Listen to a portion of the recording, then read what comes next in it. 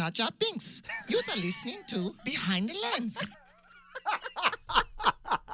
And yes, indeed, you are listening to Behind the Lens. And, of course, my special in-studio guest today, STEVEN ALLERICK. Those of you regular listeners, you know that voice of Jar Jar Binks is courtesy of Steve himself. And he did not know Pam was going to play that. That was a nice surprise. Thank you, Dan. Well, it's a nice surprise to have you, to tell you what a great, great friend Steve is. With a minute, and he was just here in October or September. Yeah. And I said, hey, we're starting year 4. Do you want to come do the show to kick off year 4? And right away, without hesitation, you said, yes, I'll be there. Yeah, no, well, look, I love being here. I love your show. I love what you do, so why not? And I love having you here. And this is a great way to start off year 4. Yeah. And, and we're going global with year 4. It's crazy. I mean, granted, we've been global anyway. So hello to all of our listeners in Moscow, in Italy, in Germany, in the UK. I mean, I love that we have such a multi-international audience for Behind the Lens. It's amazing the reach that, your show has. I'm just so thrilled. And today we have calling in our other special guest at the midway point, writer-director VIVIENNE DeCOURCY is calling in from Ireland. Wow. To talk about her film, Dare to Be Wild, which is an amazing story. And for everybody in the UK, you may know the backstory of Dare to Be Wild. It is the story of Mary Reynolds, who, a Irish girl from humble beginnings, went on to win the gold medal in the 2002 Chelsea Flower Show, the most prestigious flower show, I think, really in the world. Yeah. And she beat Prince Charles with her natural Celtic Sanctuary design. So this is, VIVIENNE has now made this film. It's a narrative film, so it's not a documentary. It is beyond engaging. Emma Greenwell stars as Mary Reynolds. Emma, people have seen her in Pride and Prejudice and Zombies, Love and Friendship, where she's a delight in both, as well as, some television shows. And her co-star, Tom Hughes, is currently playing Prince Albert in the series. Now I'm going to blank on the series that he's doing. Oh, Victoria. And he plays a young Prince Albert. So it's a wonderful cast. It's a small cast, but the locations, and I can't wait for VIVIENNE to call in. So hopefully we won't have phone issues. Hopefully not. Hopefully. Pam's all set in there. And, I want to thank the publicist on this one, Kim Dixon. Kim, so on top of it. She even sent in, she goes, this is the number that she's calling from in case you need it or you have a dropout. And so I'm looking forward to that. But I'm so thrilled to have you here, especially the day after the Golden Globes. Mm-hmm. Some wonderful winners. You didn't see the Globes because you were doing something much more important. I was at the Greatest Showman. What a beautiful movie. And of course, while you were watching The Greatest Showman, The Greatest Showman was picking up the Golden Globe for Best Original Song, This Is Me. The music in that show, oh my God. I don't even know where to start. If we sit here, I feel like we could talk for the whole hour. I feel like we could cover 3 shows. You know what I mean? It was so incredibly well done. Yeah. But I was saying to you before the show, I was saying that the individual parts were brilliant. You look at the cinematography, you look at the production design, all of it was gorgeous. But the sum of it is what you do, what you make movies for, which was emotional. It made you feel something. It was all about the story. Mm-hmm. And to me, honestly, it was just, I can't praise it enough. So I didn't lie to you when I said you got to see this film. No, you didn't. You never do, though. Honestly, you always, your recommendations, at least in my mind, you know what I mean, are always spot on. You know what I mean? So well, and The Greatest Showman, it's like I interviewed Michael Gracie, the director, and Michael, he comes out of a very strong music video background. Okay. And I think that was very key to making The Greatest Showman because of the very nature, because this is a musical in the truest sense of a musical. The songs are written with the lyrics as part of the dialogue of the film. Right. And you know, good musicals, in my humble opinion, you know, the music comes out of an emotional place. It's the music comes out when it's, you know, that's the emotion speaking. Do you know what I mean? It's not anything else. And it just did such a good job of doing that. You know what I mean? See, I don't think I've ever seen you smile this big before. No, I mean, you know, because I went in with zero expectations. I didn't look at any trailers. I went in completely blind. I honestly didn't even know it was a musical. The only clue that I had that maybe it was a musical was when you said something to me about the music in the show, but you didn't, you know, that you just kind of referenced the music and that was it. And I honestly, I didn't know what to expect, and I was blown away. It was beautiful in every way. Well, you know, and this is indeed, you know, high praise and a great analysis coming from you, because for those of you just joining us for the first time, Steve was the very first Simba in The Lion King. In Toronto. In Toronto. Yes. I did the show on Broadway and in here in LA as well. Yes. But when you say the first, I originated it in Toronto. But then you went on to Broadway. That's right. You played it out here. So you know a thing or two about musicals. Well, from that perspective, yes. Yeah. But you understand the emotionality of the music and the lyrics and the songs and the importance in tying it together. Yeah. And I think what Michael also did with The Greatest Showman and having Hugh playing P.T. Barnum, because he has such a great theatricality. There is a great theatricality to this, which fits with the whole idea of P.T. Barnum and the quote-unquote circus. Yes, absolutely. And I could see this, like, if this doesn't become a stage musical, there's, you know, I don't know, you know, the only thing they've got to work out is how to stage some of the things. I mean, like, it's tailor-made. I mean, you can put that on stage, like, almost as is, you know what I mean? I mean, I've seen it 4 times already. I know. And again, that's high praise. You know what I mean? Like the amount of movies that you see and the amount of time that you have to see movies for your own enjoyment as opposed to what you do. You know what I mean? Yeah. Like that says a lot that you spend that much time going to see it. I mean, and I totally get why. Oh yeah. It's you soar. Your toes are tapping. You're like dancing in your seat through this whole movie. Yeah. Because even in the somber moments, it's still right up there. You never lose that emotional beat. No, I'm telling you, there were several points in that where I cried. You know what I mean? Several points. I was moved. And you've never gotten to work with Kiala Settle, have you? Who sings "This Is Me"? No. You know, and I was watching the workshopping, because they actually workshopped this in order to get it greenlit. So they workshopped it like a stage production. Right. And then when they were shooting, she was starring in Waitress at the time. Okay. So she would actually do Waitress either in the afternoon and then workshop this at night and rehearse at night, or do Waitress at night and shoot during the day. But she just... she killed playing it. Letty. She killed it. I didn't know who she was coming into this film.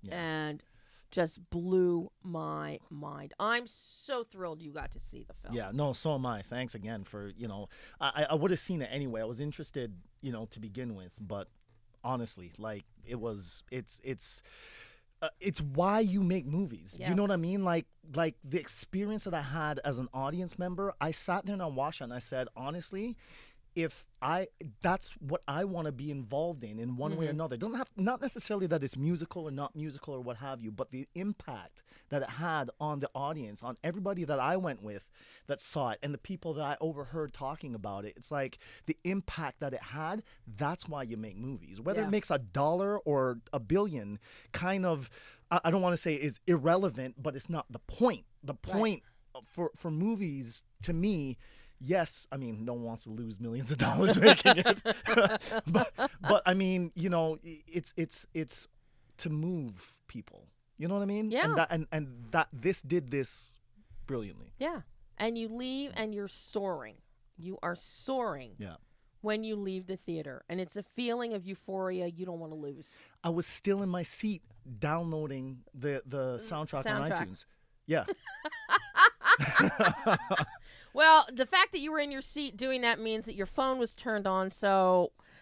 After the movie. Okay. All right. After the credits. Okay. I sit and watch the credits. I know, and you out know of respect, how... even if I can't take in all the names, out of respect, I'll sit and watch the credits. Well, speaking of credits, I have to tell you, I just saw The Leisure Seeker the other day. I'm actually doing interviews tomorrow with the director and with Helen Mirren and Donald Sutherland.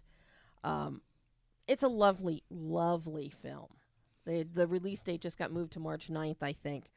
But I'm watching the credits as they roll down. And there were some new credits on there that I have never seen anywhere before. They actually give credit to the Workers' Compensation Insurance Company. Wow. Not the film insurance, not the bond company. No, the workers' comp. Now, I don't know if this is because you were dealing with, older actors, but, the workers' comp company is in the credits of The Leisure Seeker. That's crazy. And, of course, because there's this, a 1970s Winnebago involved, which is The Leisure Seeker. Right. They're an older couple, and now they travel in the Winnebago. But yeah, there was a service technician for the Winnebago. That's part of the fun for me. Yeah. Over the years to see how you look at classic films and there are no end credits. You have your initial credits. You look at an old MGM, an old RKO. You have your initial credits, your above the line credits at the beginning of the film. Your writer, your director, your producers, and your name talent. At the end of the film, you might have one end title card with your main supporting players. But because everybody was in the studio system and interchangeable, they just did not do voluminous credits. And right. It's, as film production has advanced, technology has increased. Everybody wants their name on the credits. As my dad told me decades ago, when I was working a lot of production all the time in the 80s, and some people were saying, yeah, but you're not getting your name on the credits. And I said something to him. I mean, he spent 60 years in television broadcasting. Right. And he goes, is your name spelled right on the check? Yeah. Did the check clear the bank? I said, yeah. He goes, then don't worry about the credits. Right. Well, you know what, though? I think that, as we're talking about credits, it is a testament to how many people influence a film. Like, it's easy to look and see the actors, the director, but certain things like even costume design, the average person doesn't look at that and get like how that can really enhance a story. How lighting, to me, talking about the Golden Globes, one performance is not done by one person. It's not. Like if it's done right, the camera tells a story, the costumes tells a story, the lighting tells a story, the production design tells a story, all of it works together. So one performance can be, brilliant because of all those things, and the same performance can fall flat if those things are not in line, So now just imagine if you had seen The Greatest Showman without those costumes. Right. The impact would not nearly be the same. No, Ellen's costumes, especially the gown design for Rebecca Magnuson as Jenny Lind, that beading on that gown. They actually have all those. The main costumes are on display at the AMC in Century City right now. Oh, really? Oh, yeah, and I will make sure that for the video of this show, I took pictures of all of them. So I will make sure that I send those pictures to Lydia so she can insert them. So when you go back and you watch the video of this show, you'll be able to see. But all the hand beading that is done, and the velvet, and it's not cheap, crappy fabric. Right. Because in one of my many incarnations in life, I used to manage fabric stores when I was in junior high and high school back east. Oh, wow. So I know, and you had to understand fabric and fabric construction.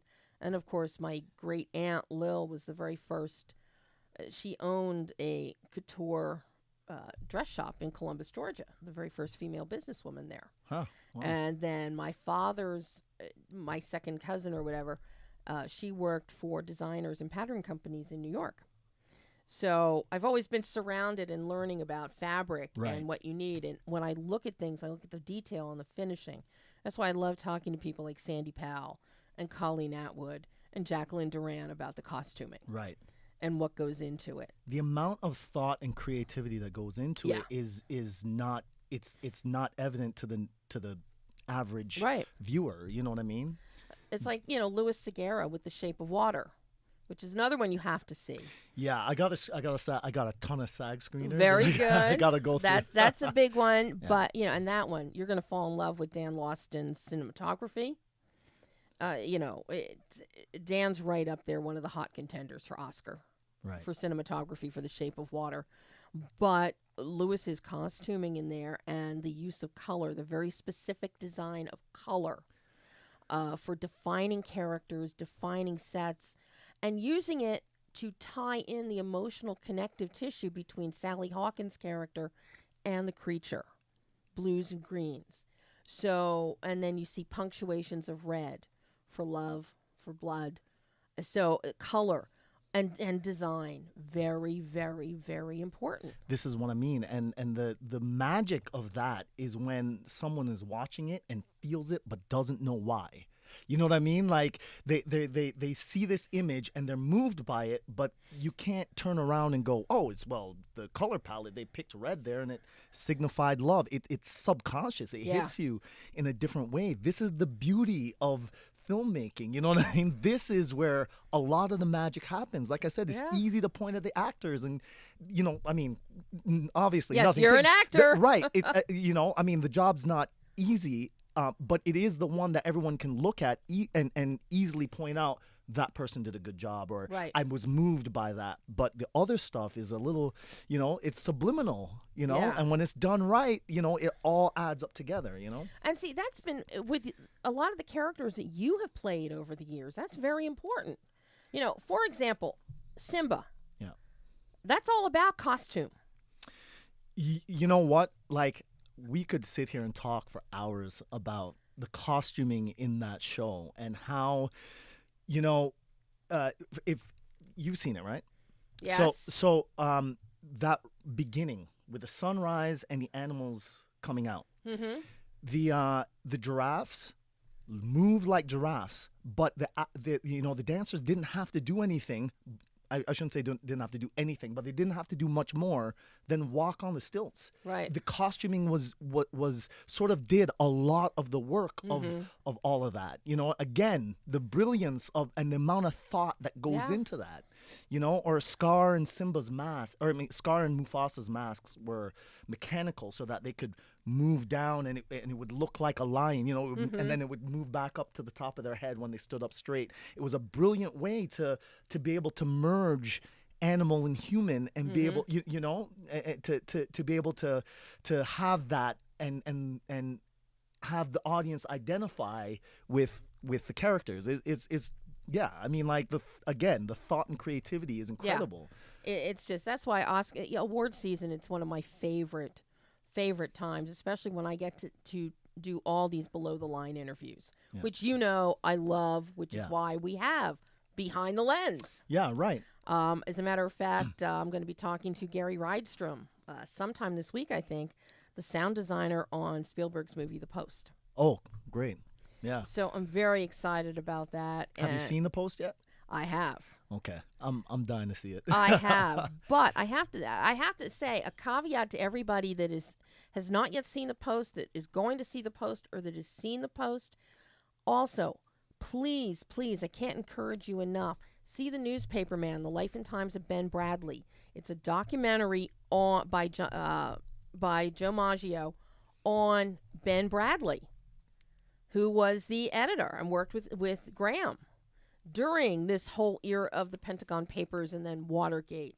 So it is a wonderful 1-2 punch to actually see this documentary and this man's perspective.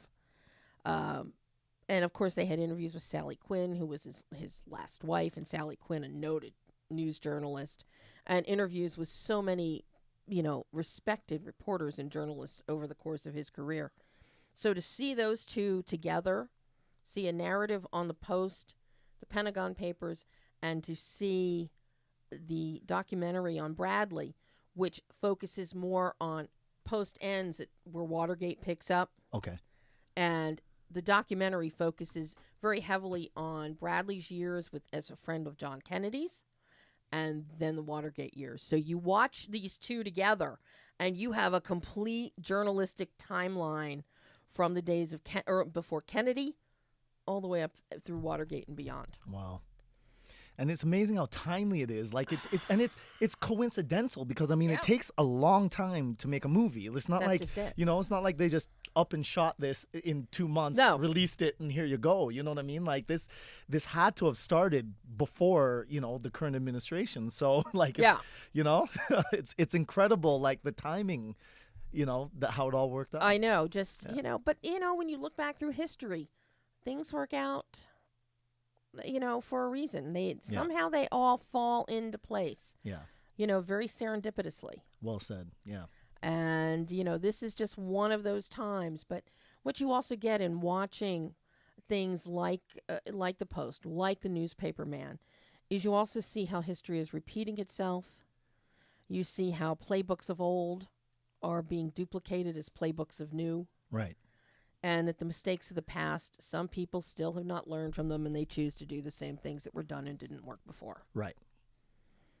And you can take that as commentary on the current administration or not. Well, I tell you, like I feel very strongly about what's happening now, but I don't know, like. If I get started, so we're here to talk about film, and by all means, your show, you get to say what you want. I'm gonna stay reserved because it's not my show.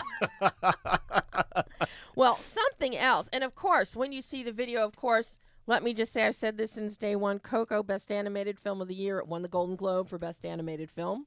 You said it should be up for Best Picture. Period. Yeah. Yeah. And Best Picture, Oscar, I can't wait to see the nominees that come out for Best Picture this year because it's going to be... There's some great films. There are incredible films. And, we briefly mentioned Shape of Water. Well, last night at the Golden Globes, Steve's very impressed by this. This is my personally autographed copy of the score for The Shape of Water from Alexandre Desplat, who just won the Golden Globe for Best Original Score last night for Shape of Water, which is haunting. It is beautiful. It is gorgeous.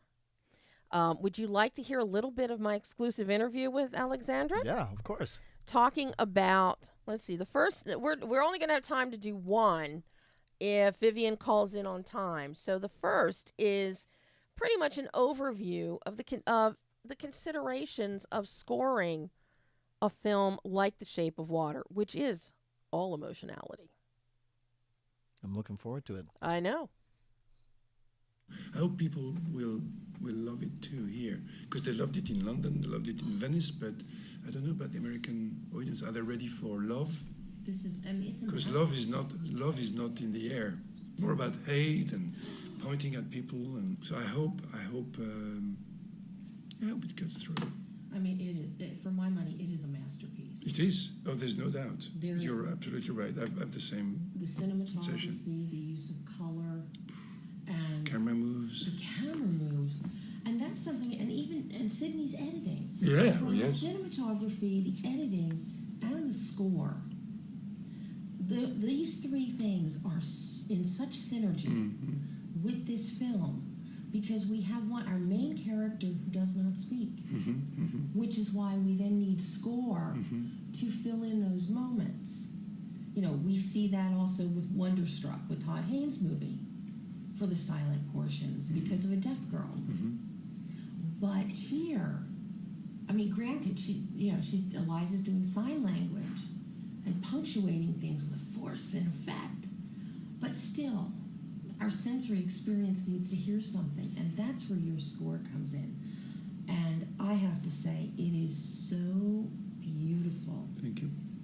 You have whimsy in there with the scenes with the hard-boiled eggs, like little tinkling sounds, like a triangle, or it's just. And then we get the romantic epic swoon and sweep. And we have the chase, the heart, the tension, of the Russians and torture and the fluidity that you've put all this together with. The score flows like the water flows. Well, you just said what I was looking for, the water. Just writing for, and the movie flows. So I just have to put a little boat on it, and it does. That's the way it is, like on a stream in the street, when there's water. Yeah. So you put a little boat. Well, it's the same. The music can, I couldn't say it's easy because it's not easy. It's a lot of work, but it's easier because it's just, it's calling for music, as you said, because of the unspoken emotions, the restrained emotions, and because the beauty of every shot is moving, and because the way the script is so well organized, and as you say, the flow of the editing, there's not one steady shots, everything is in motion. Yeah. And the music is in motion also. It goes from A to Z. And so this chronological flow is just amazingly inspirational for me. Now, did you come on board after the film was finished? I read the script a long time ago. But How does your impression, if you read the script and you start getting ideas for how you might score something, but then you actually see picture lock? well, that's where I start. The script doesn't really give me. It usually gives me wrong directions. Because the visual is the visual. If I write musical film, it's because of the visual, because of cinema, not of paper. And well, if the script is not good, I hope I can tell, or if it's incomplete, or if it's really, really great. Then you may be busy when it comes time to But do the score. that's the thing. Yeah. No, well, but also while I'm reading a script, I'm doing another score for another film. So it's hard for me to. I can vaguely anticipate, but not really. It's when I see, and when you see a film like this one coming towards you, there's moments in your life where you're being offered these experiences. When I saw A Girl with a Pearl Earring, or when I saw King's Speech, or when I saw Benjamin Button, or The Queen, or I don't know, some films like that, you're given these moments of cinema that you've devoted your life to with passion and joy. So when this came to me in January, I was like a child in a candy store. It's just that's what I'm doing movies for. That's for this type of film. When you saw the film, how do you start? How do you approach developing the score? Well, there's conversations with Guillermo. I know he wants a score that is European. Okay, good pick. Yes, Good pick. Which means that he doesn't want me to follow the action, frame by frame. He wants me to be more in the nouvelle vague type of scoring, which is. And that is Alexander Desplat. We will hear more, but I'm going to cut that short because we have VIVIENNE DeCOURCY is joining us. Hello, VIVIENNE. Hi, Debbie. How are you? I am so excited to be speaking with you. My cohort, actor Steve Allerick, is here also with me today. Hi, Vivienne. Hi, Steve. How Well- are you? I'm here in cold, miserable London. Well, it's cold, miserable California today too. Oh, well, that makes me feel a lot better. Does it? It's raining. After all the fires in California recently, they're doing mandatory Well, evacuation. it must be great to have some rain, yeah. I'll tell you. So it's just not fun driving in it. But I can imagine. I am so excited to have you joining us today. Not only because it's a thrill to have you and to have you talk about Dare to Be Wild, but also because you're helping kick off the 4th year of our show. Oh, very good. That's great. So, Well, this is my first movie. It's great to make your first movie in your 50s and then be on your show in its fourth year. well, I got to tell you, this film. Well, and you know, and I have a great kinship with you, you know, because you're a lawyer. You were a lawyer here in the United States for a number of years. Before That's correct. Before you Too walked, many years, far too many years. I spent 27 years in law myself, Vivienne, and then I said enough is Oh, enough. you've beaten me out, Debbie. I spent 24, I think. Yeah. 27 was enough, and I was working as a critic, doing everything concurrently, and then it finally reaches a point where it's where does your real passion lie, and Exactly. and you having worked in law in the United States, you know the turns that it was taking in terms of losing a lot of its integrity and the new breed of attorneys that were coming up. So Indeed. it seemed Indeed. Well, I actually started writing. I came off the back of the Clinton campaign in 1993, and then I had a bout with breast cancer, actually, and I was very young then, and I decided, my partner used to keep saying to me, stop talking about ideas you have for scripts and start writing them. And so I studied everything I could find, and I was working in-house at a big financial institution in Chicago, and I could do my work by about noon every day, and then I started writing on their time. I should really thank them. So you were a professional writer. You're getting paid to write right off the bat, huh? Well, no, I just started writing. It was a lot of practice. It's a long time ago, and it took a long time to get here. And the funny part of it is that my partner wanted me to push the first film, which was going to be, you know, a kind of like a Braveheart story with lots of sex, violence, political intrigue, and cavalry charges. And when I put it forward, they said, well, you can't direct that. A, you're a woman. This is like in 2000. And B, you've never directed a cavalry charge before. And I said, neither of any of the men you have directing cavalry charges. But anyway, he was kind of shocked when I said, I'm actually going to do my first film about the art of wild gardening. So that's what I found through very circuitous means. So it's the true story of Mary Reynolds. I was, and Steve and I were talking earlier before the show today about this. I mean, number one, Mary's story is amazing. The fact that, she took the gold medal and Prince Charles back in 2002 at the Chelsea Flower Show got a silver. Everybody knows about his environmentalism and his dedication to horticulture and gardening. And he was actually an extraordinary help to her, too, But, the fact here she comes, this little girl from Ireland, and takes the world by storm with just going back to her roots and to nature. And the whole idea of man is nature. Nature is man. Nature man. Just absolutely beautiful. How did you find Mary, and what led you? Let's face it, wild gardening is not really... Well, it's a funny story. When I finally escaped from practicing law, I came back to Ireland because my mother was quite ill, and my American husband at the time was quite ill. Both of them died. And I bought a little farm, a hill farm in West Cork, and I wrote a 10-point design brief and sent it out because I had a little bit of money then, and sent it out to some of the top designers in the world to do a wild garden.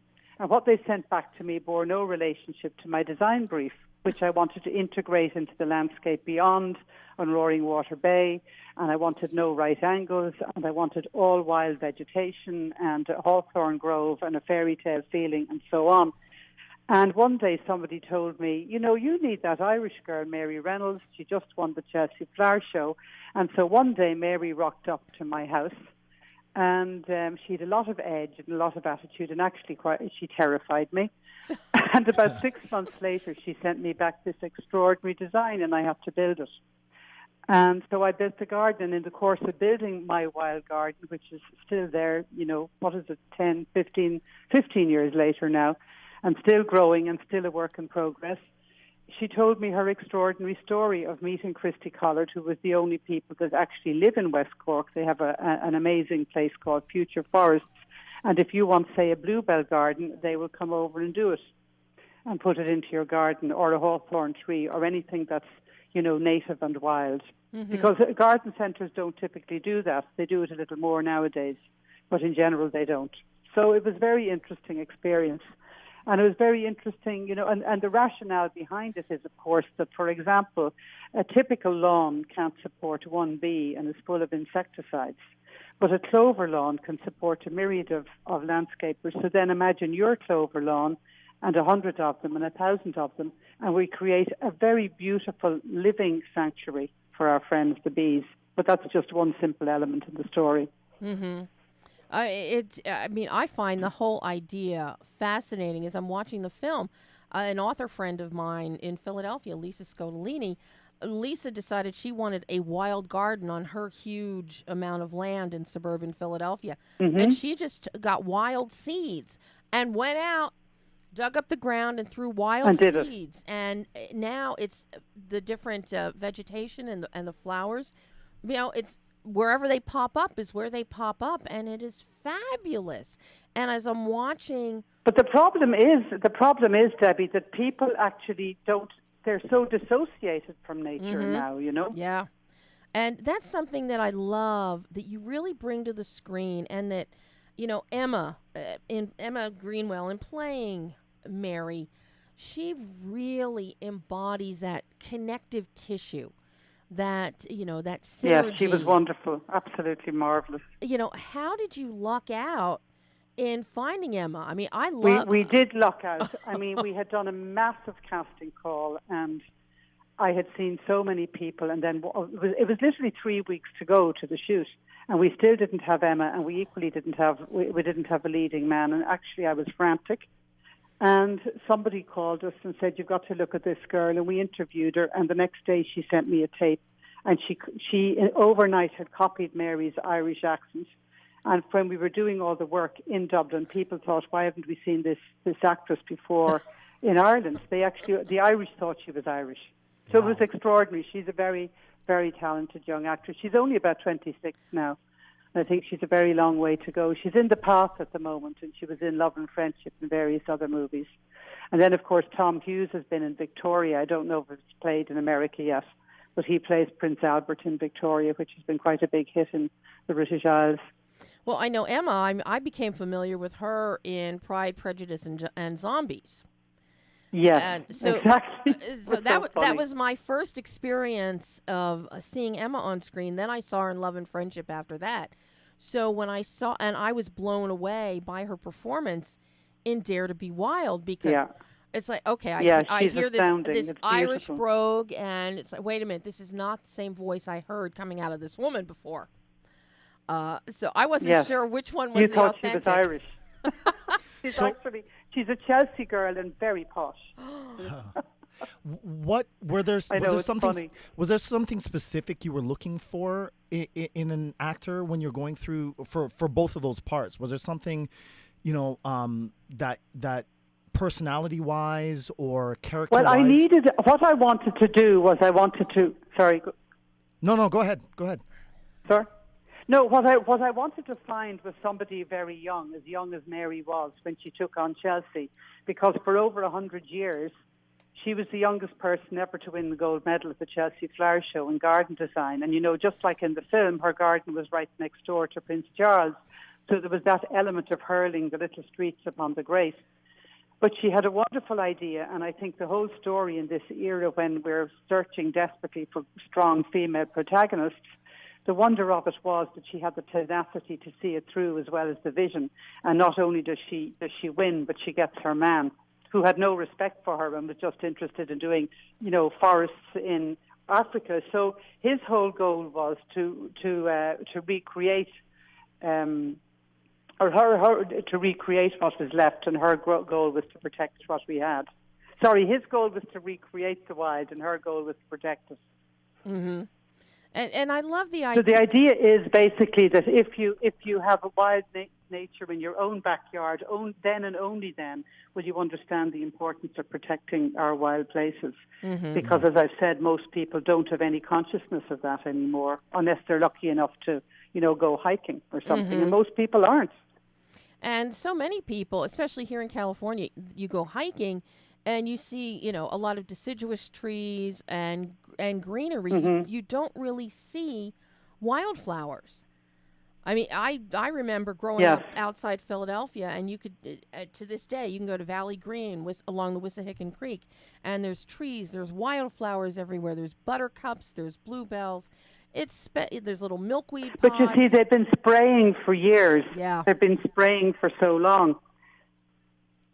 And part of it is because lawns from about the 1700s on became aspirational, from kind of Louis XIV's court. Mm-hmm. And if you were a rich person, you could have a manicured lawn. And the next thing, lawns are becoming aspirational in American suburbs, and you could have a regulation length.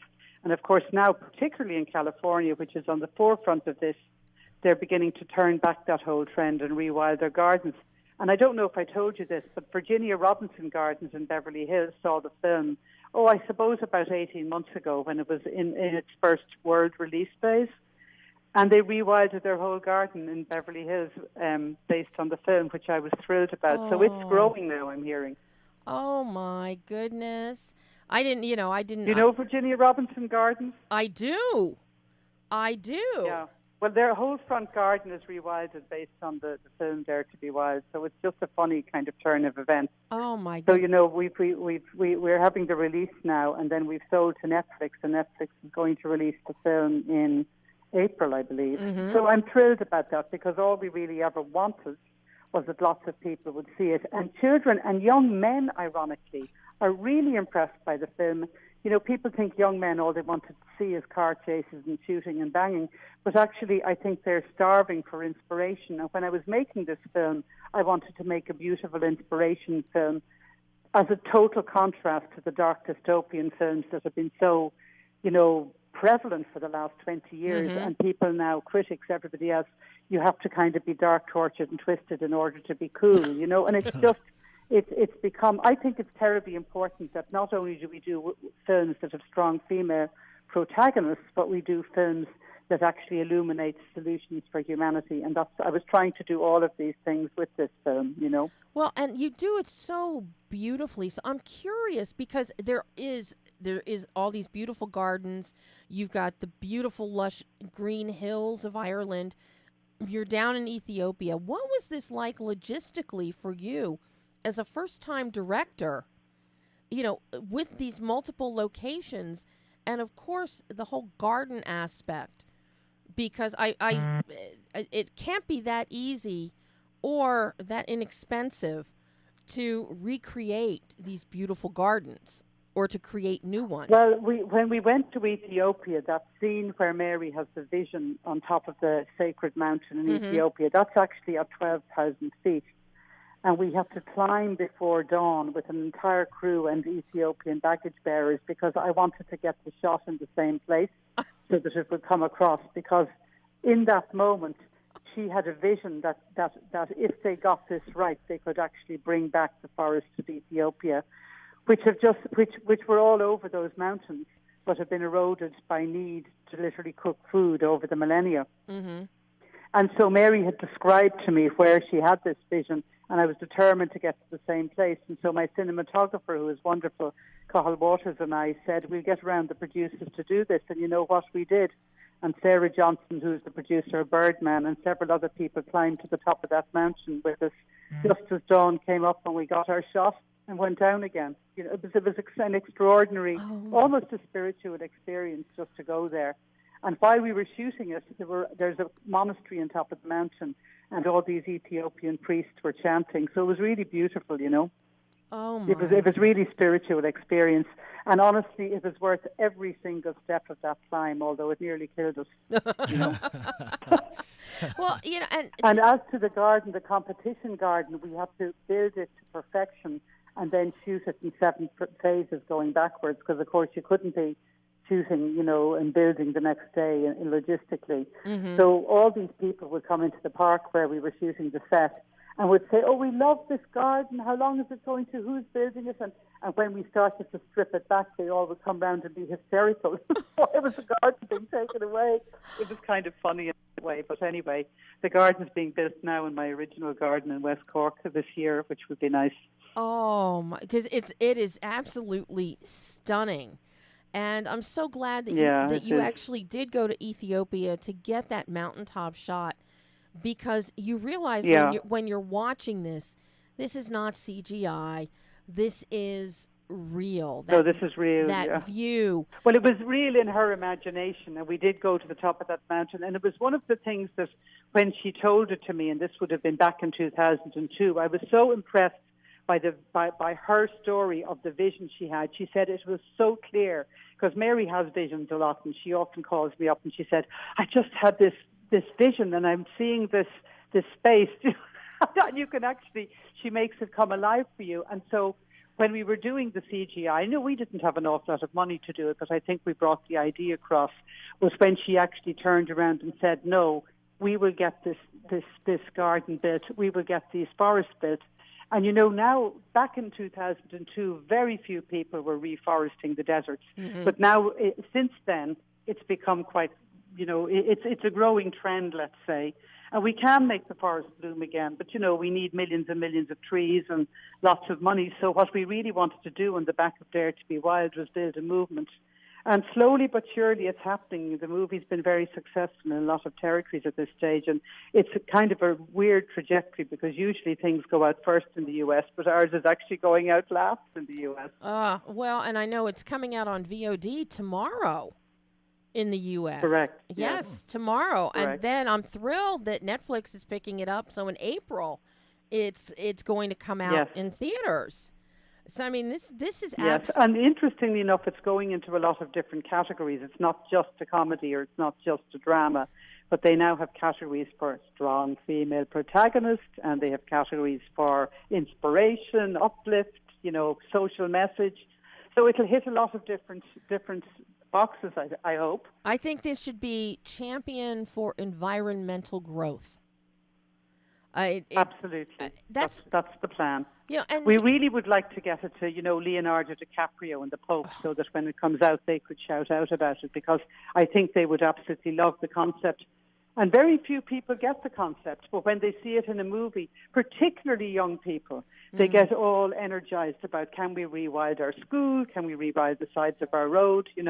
One of my producers had his 7-year-old see the movie, and she locked herself in her room afterwards, and the father was saying, why are you locked in there? And she says, go away, Daddy, I'm designing a wild garden. And that kind of made my day. Wow. I mean, I still remember when I was in elementary school and in kindergarten, and they would teach you about planting and growing, and you'd get seeds, and you'd get your milk carton, and you'd plant things, and then you'd plant it in bigger ones, or you'd take egg cartons and you would plant 12 seedlings and then go out in the yards or in a park and plant them. But isn't that so important? Don't you think that should be part of every school curriculum, actually? It should be everywhere. And one of the beautiful things with this film is you see the hard work that goes into a totally designed wild garden, but by the very nature of it being wild, it inspires you to go out and just take a packet of seeds, throw them down in your yard, fertilize them, cultivate them, and see what happens. Because every little bit of green, it helps with oxygenation, purifying the air, the poor little bees that keep getting eradicated. It has so many benefits. It has so many benefits, really. And, I said at the end of the movie as well, because I wrote a science fiction epic first, which I knew I'd have no shot at directing, but now, fortunately, I do, because I'm going to be working with Framestore on it. And it was called Dare to Breathe. And Mary, it's actually going to be the story 157 years into the future, set between Chicago and Shanghai. And it's about the great-grandchildren of Mary Reynolds. What kind of a future are we going to engender for our children? And so it's based on Gaia theory, that the Earth is a big superorganism that will come back to us. So the last lines of the movie, the lyrical poem I wrote, is, given the chance, nature will always come back to us. We can protect what is left and recreate what is lost. What's the next line? I'm forgetting my own poem. Nature will... Anyway, it ends up, I began by sowing a seed, which I think is lovely. And it's Mary's, words in the story. Well, and it goes back to childhood. So it's a really nice little You know, the opening line is, "I grew like a weed in the wild fields of Ireland." Mm-hmm. So it's kind of the end of the poem. One is the first part of the poem. And it's really funny because, you know, when I would give the scripts out to people, they'd say, "It's too lyrical, give it more edge." And I'm like, no. But see, the lyricism... Poetry, and it's about nature. It's a lyric poem. And nature is so poetic. Just watch the leaves waxing in the wind. Just watch the spray. You have some beautiful imagery in the film, not just the montages, but as we see individual frames of a single flower. The little pansy, there was a daisy. I mean, just absolutely stunning. And you can just take those single images, pull them out, frame them, hang them on a wall. They're so gorgeous. And you look at them and I it makes you particularly smile. love the scene as well where she lies in the grass in the forest and just looks up. And while we were shooting it and the jib shot was going off above her, a butterfly flew right across at the exact right moment. Oh, wow. It's not a CGI butterfly, it's a real butterfly. Can't plan that, You right? know, You know? but we had a whole lot of beautiful things like that just happened. Well, something The else. donkey in Ethiopia that turned around. Really? Oh, my God.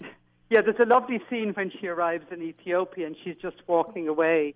And as she walks past this donkey, he turns and just stares after her. And there's just little moments like that But see, with nature that I loved that just kind of happened, you know. that's when you know the stars are aligning and you're doing what you should be doing. Yeah. Yeah, well, that's been the whole story of this. I mean, frankly, I can't, imagine that I was able to make a film about the art of wild gardening. Well, When you're told that you must make action films or, torture films or whatever, anxious films. I think it's so important that we make stories that lift the human spirit, that show what a group of people acting together for the common good can do. Mm-hmm. And I think there's an awful lot of that happening at the moment just because of what we've been stuck with in the last election cycle. Mm-hmm. I think people in communities are really coming together and are really beginning to act in concert. And I actually think ultimately it's going to be fantastic. I think you're right. And it's seeing films like this. I hope so, anyhow. Well, and seeing a film like this, people think about activism and wanting to do something. How many you think about the environment and ecology or, reforestation in the rainforest, but you don't think about doing it in your own backyard or doing it in your local... That's it. That's the exact point. I mean, this is a way for individuals to take back their own power. They don't have to wait for governments. They don't have to wait for treaties. They can create wild sanctuaries and recreate wild nature in that little place they control themselves, their own gardens. Mm-hmm. An aspect of the film that goes hand in hand with the lyricism of nature, with the beautiful imagery that you have, is Column's score. This is a isn't it beautiful great? Yeah. score. What were your... Well, he worked with Marketa Glova too and Glenn Hansard at once. And they actually prefer the score to once, they've told me themselves, which just makes me laugh. But it is really good, I think, as well. I think it's lovely. What kind of considerations and conversations did you have with Colum about, what you wanted for the score? So often some directors are very precise. I heard some. I needed a score that had a kind of an underlying, Irish theme in it. And I needed a score that also was very, in certain respects, futuristic and lyrical. And if you listen, and you can find it on YouTube at the moment, but if you listen to the song that they wrote for the end, mm-hmm. it's called To the World, to the Wild, to the Child in You. Mm-hmm. And you can find it on YouTube. And it is just the most beautiful song. I listen to it and I love it. And then there's another song he called the theme song, which I love, A Tune for the Good People. I just think he's wonderful at titles, and he's a wonderful composer. Yeah, and hand in hand though, your editing, it goes, your blend between the composition, the musical compositions, and your visual editing, it really does encapsulate that beautiful flow. Particularly when we didn't have the money of La La Land, right? I know it was pretty challenging. It was pretty challenging, and we had time constraints and all kinds of things. But we had Marketa Irglova's beautiful voice as well. She sings over the romantic scene by the fire, and when the Ethiopians are dancing and all of that lovely scene, a gorgeous Irish ballad called "My Lagan Love." Which just completely caught the moment so perfectly. And we had a lovely Irish girl called Regna doing that, who's actually Indian and Irish, like our Prime Minister. And she's a music specialist. And she found that song for that scene, and then Marketa sang it with Colm. And it was just great. I mean, I love the music that he found for all the different scenes. And we also had Rulato Wastaki, who's kind of the grandfather of Ethiopian jazz, and he did a lot of the music with Colm in the Ethiopian sequence. Wow. This is truly... Which is about 1/3 of the movie. Yeah, I was going to say, this is truly an international project. Yeah, it was really. Very much so. We had it was very like Mary's Garden, where an awful lot of disparate people, got together, and, they were literally Irish and British, and Jewish and Arabic and Americans. I mean, just a strange assortment of people who are all botanists and who all, a lot of them live in this place, Future Forests in West Cork, which is this wildflower sanctuary. Whereas I say, if you want a field of bluebells or hawthorns or primroses, you call them up and they come over and they plant it for you. And they actually worked in a lot of my garden as well. Ah. So Christy Collard still works there, and he does a lot of the building. The real Christy Collard I'm talking about now. And he does a lot of the building and he still works with Mary. They're very good friends. Oh, my God, that's fabulous. Well, so the romance didn't work out, but the friendship worked out really well. Okay, and that's the better part of the deal. Serious, that's the better. In a sense, I think it is. Yeah. I think it is. I mean, people are sometimes disappointed, but it worked out for a long time, and then it didn't work out, like lots of things.